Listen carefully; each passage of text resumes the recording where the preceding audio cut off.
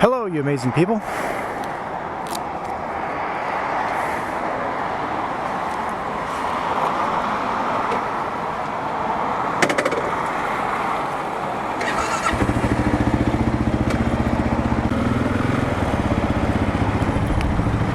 First stop, bank, make a deposit.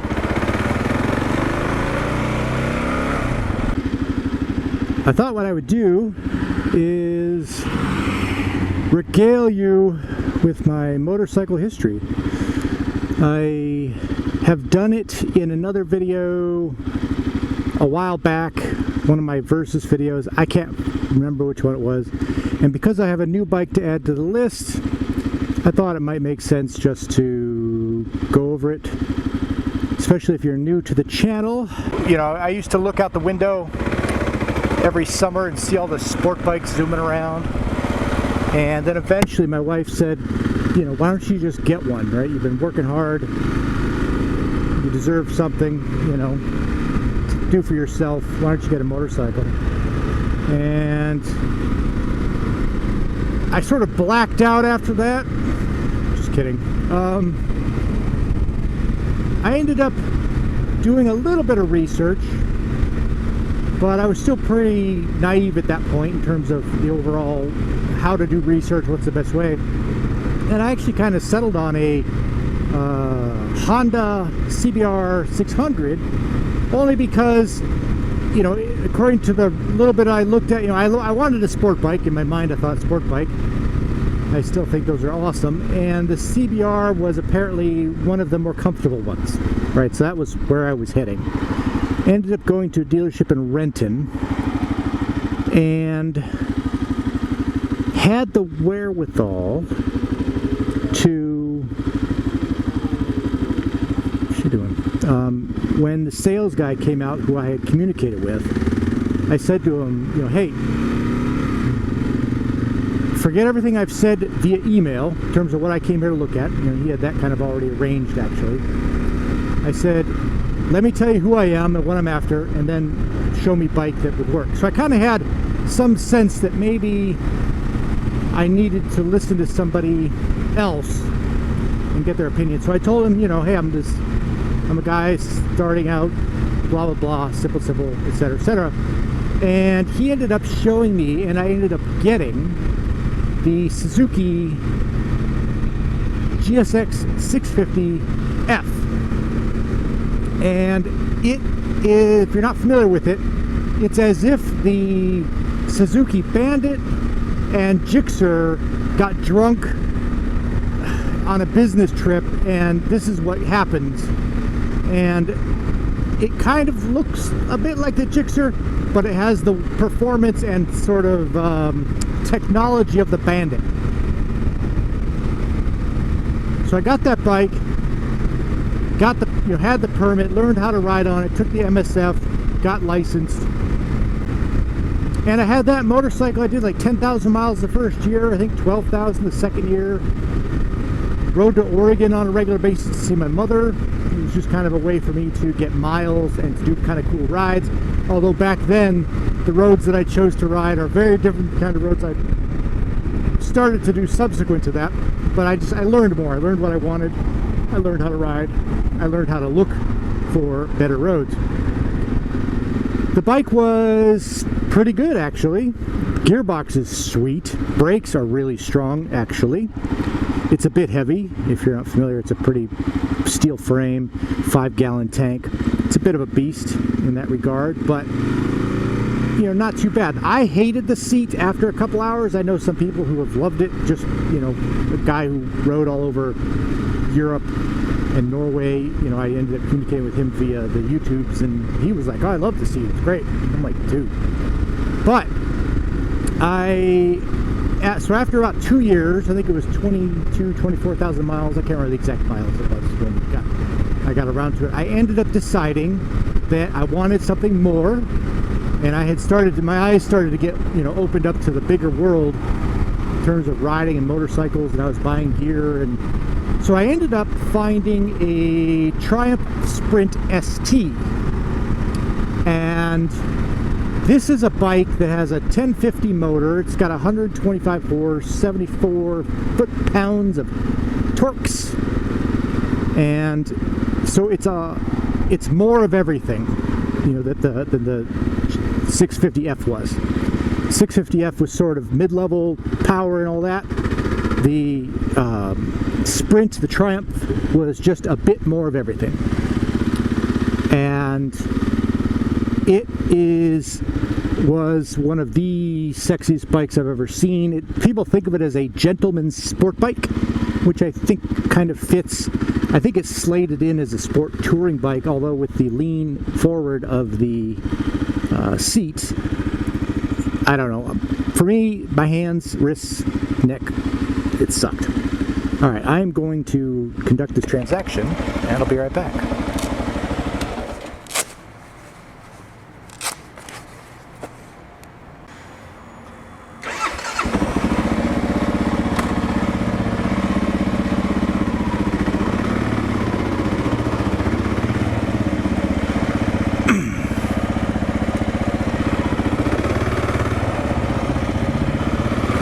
Okay, so where was I? Sprint ST, right. So the Sprint ST, super sexy, single-sided swing arm, which is, you know, awesome. Has a gas tank with dents in it, so you could tuck your elbows in if you were so inclined, which I did do occasionally. Made a fantastic sound. Oh my god, that thing was so just... the roar it made. Oh, if you've ever had a Triumph 1050 triple, fantastic.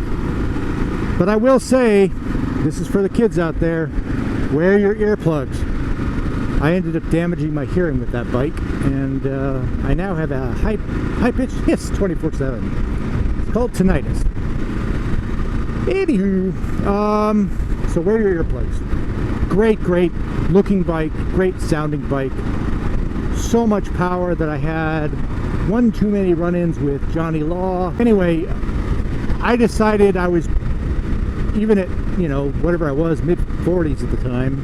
Again, if I can really bother, I'll look up how old I was. Let's just say early 40s, mid-40s, something like that. I was not being sensible. And so having a bike with that much power was not good.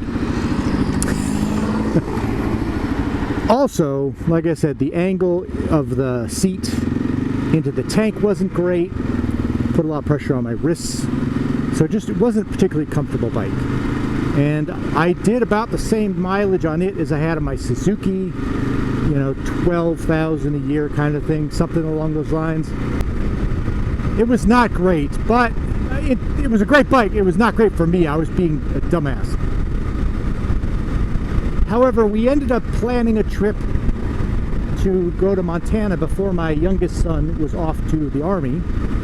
So the plan was we were going to ride out there. We have relatives out there. We were going to ride there, take 2-3 days, do a road trip, and you know, that was sort of the plan. Was somebody would rotate through the car. My wife was going to drive the car. The kids would trade off who drives with her and who rides the other bikes. We had the Suzuki and we have the Sprint.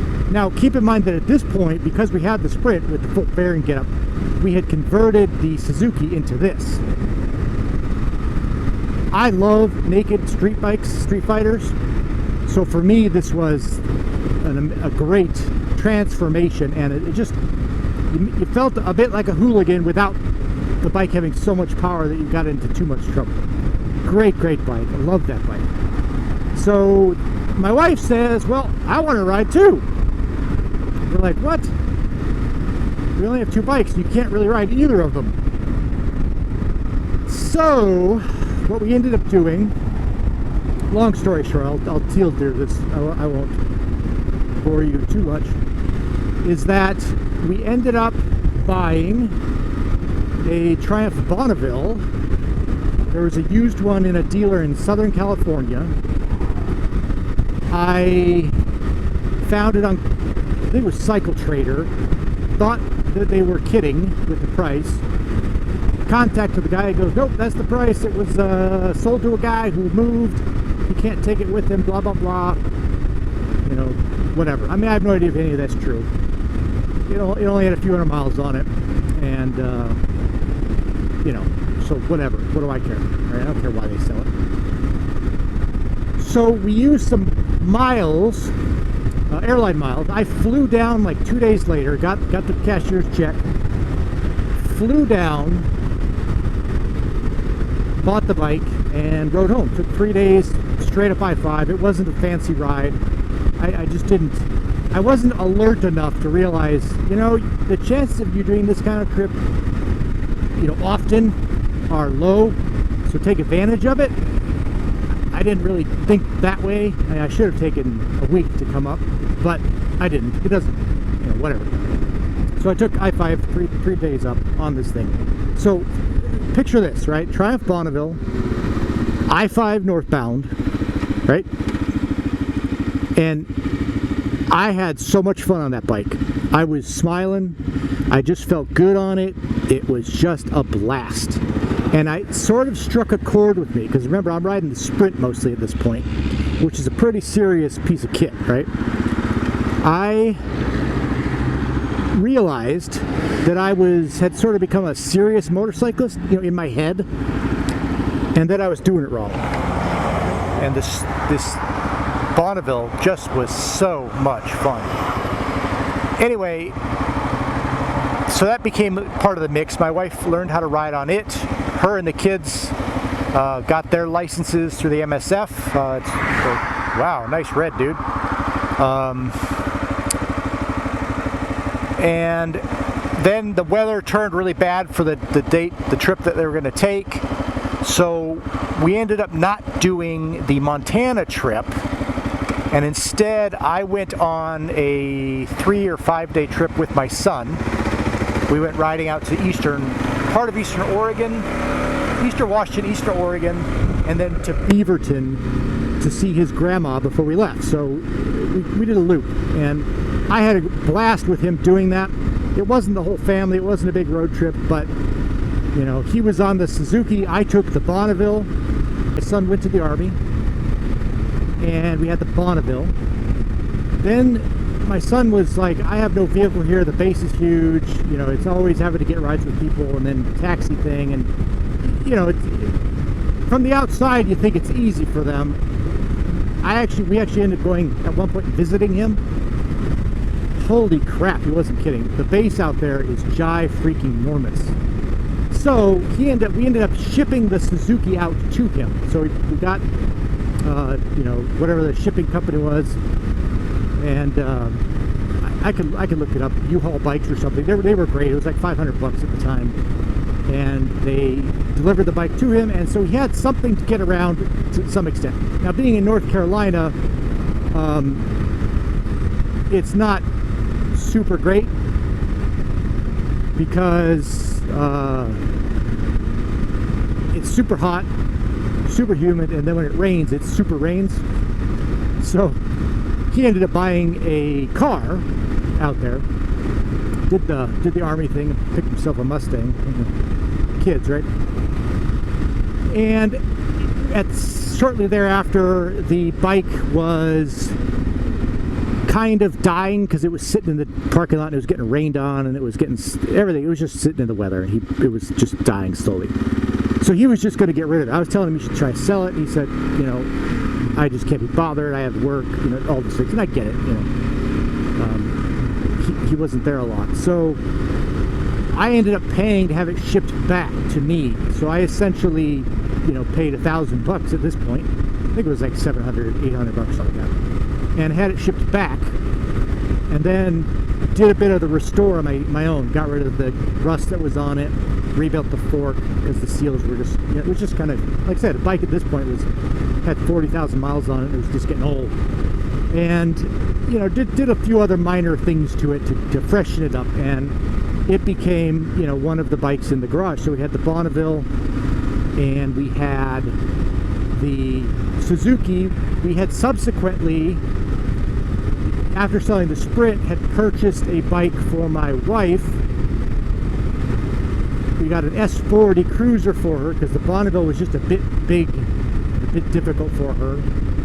So we tried that for her, a little bit, you know, more docile, a little lighter weight.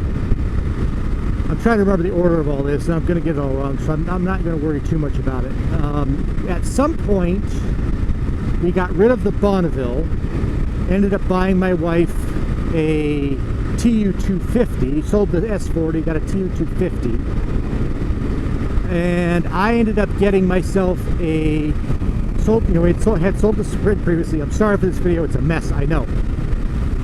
Ended up buying a used BMW R1150R Rockster, which is their version of a Street Fighter. It's the oil head engine, boxer engine, super comfy seat, basically a long distance bike with no fairing. I really enjoyed that bike quite a bit and did the same sort of thing I had been doing, you know, 10, 12, 13,000 miles a year on it, had it for a couple of years. It had one serious flaw for me, which was the fact that even though the valve adjustment interval was 6,000 miles as per the manual, at about 4,000 the bike would start to get real vibey, just a high frequency vibe in the grips, and it would just drive me nuts. So I was having to do the valve adjustment and the throttle body stuff every 4,000 miles, and at the time that was 3 times a year. So that was getting old. I mean, I was doing the work myself, but still, it's, you know, you sit down, you have to break it open, you have to do the thing. If it was just the valve adjustment, it would have been easy. The throttle body thing was the thing that kind of sucked, because you had to hook it all up. Then you go for the sort of recommended way to handle it was to then go for a little ride with the gauge running, and then you stop and make tweaks until you get it just perfect. And that worked great in terms of the smoothness afterwards. It was like butter. But that whole process was just, it's like, I don't want to deal with that. And then I think I mentioned this in the previous video, then my father-in-law died. And so part of what I was thinking was that I should probably try to get my wife out more, out of the house, out of, you know, just the city, and enjoy some of the beauty of what I was seeing, right? I'm out riding, doing trips at the time. I was doing multi-day trips. Every year I'd go on 2 or 3, and it'd be 3 to 5 days. You know, they weren't, you know, cross-country things or anything, but it was, I got out of the towns into the rural areas and saw the beautiful things, right? So I wanted to kind of encourage her that direction. So I decided to sell the Rockster because for her it was super uncomfortable. The seat to passenger peg was too narrow. It ended up just hurting. And so I sold that and bought the Kawasaki Versys. And that bike is so much better when it comes to passenger comfort that, you know, but she still didn't do a lot of riding with me, so in one regard it was a bit of a waste. I should have just kept the Rockster. However, if you've been following my channel at all, I love the Versys and think it's probably one of the best bikes ever in terms of overall value, if that's the way to look at it. In terms of its performance capabilities, price you pay for the thing. I bought it used in a place in Oregon. And then maintenance, which was just basically the basic maintenance. Nothing major ever happened to the thing. I still have it. And I put more miles on that bike per year, per month, than any bike I'd owned. And Jiminy Crickets, what a fantastic machine. So that's my list. I think that's it. So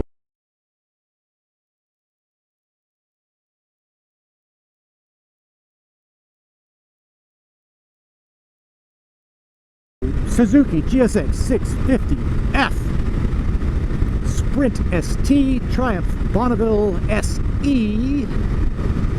We got the S40 for my wife. We got the TU250 for my wife.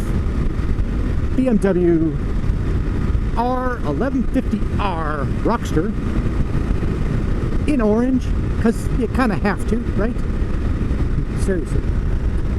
And then the Kawasaki Versys LT, which is the 2015 model, until just recently, where to avoid inflation, to avoid chip shortages and all that other nonsense, I picked up this 2022 Kawasaki Land and Road 650, and that is my motorcycle history. That will hopefully give you a bit of a sense of my context. So when I talk about bikes, you can kind of say, well, these are the bikes that he had, he liked, what he was used to. Therefore, you know, his opinion is this or that or the other. And that's it. I think that's it. I feel like I'm missing something, but I don't think I am.